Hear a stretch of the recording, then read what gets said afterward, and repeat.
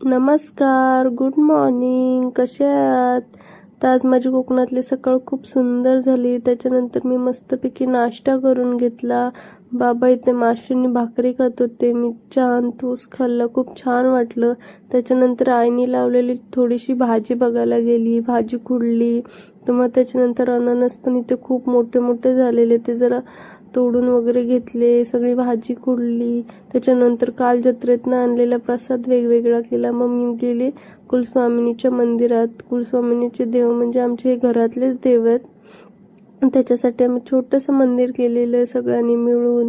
त्याच्यानंतर मी गेली पप्पांच्या काकीकडे, त्यांना कालचा प्रसाद वगैरे दिला. मग पटापट घरी आली, रेडी झाली आणि निघाली मुंबईला जायला. ते आई बाबा पण होते आमच्यासोबत. आईने काल जत्रेतून आणलेलं थोडंफार सामान दिले.